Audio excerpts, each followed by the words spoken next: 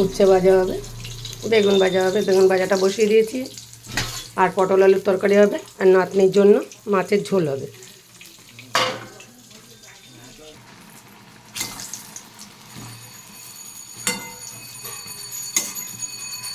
বেগুন ভাজাটা হয়ে গেছে, নামিয়ে দিচ্ছি।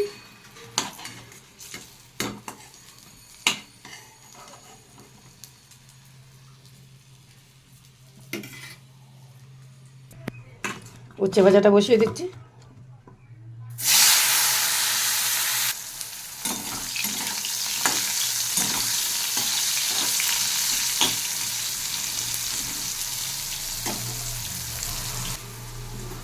উচ্ছে ভাজাটাকে তুলে নিচ্ছি আমি।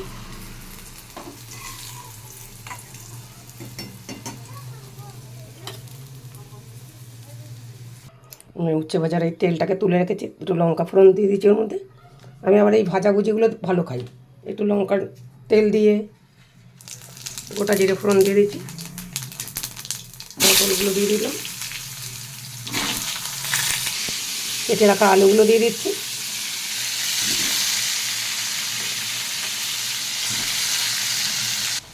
কেটে রাখা একটা টমেটো দিয়ে দিলাম। হাফ চামচ হলুদ গুঁড়ো দিলাম, 1 চামচ লঙ্কার গুঁড়ো দিয়ে দিলাম, আর হাফ চামচ জিরের গুঁড়ো দিয়ে দিলাম। মশলাটাকে এবার আমি একটু কষিয়ে নেব। দিয়ে দেবো একটু নুন আর মিষ্টি। 2-4টে নকুনদানা দিয়ে দিলাম মিষ্টি, হাফ চামচ নুন দিয়ে দিচ্ছি। মশলাটাকে ভালো করে কষিয়ে নেবো আমি এবার।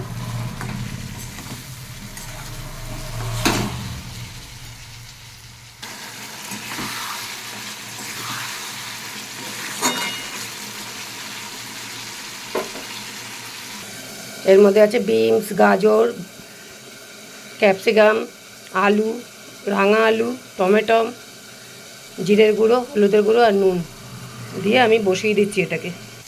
মশলাটা কষা হয়ে গেছে, দিয়ে দিচ্ছি জল।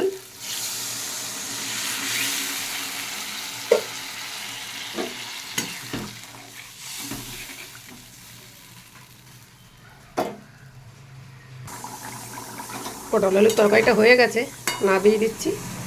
একটু ঝোল ঝোলই রাখছি, কেন কি ডাল তরকারি আর কিছু করা হয়নি তো।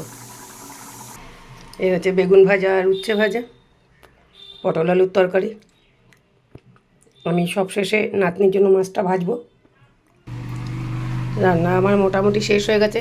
যদি আমার এই রান্না দেখে ভালো লাগে তাহলে আমার চ্যানেলটাকে সাবস্ক্রাইব করে দেবেন। মাছটা ভেজে ঝোলের মধ্যে দিয়ে দিলাম।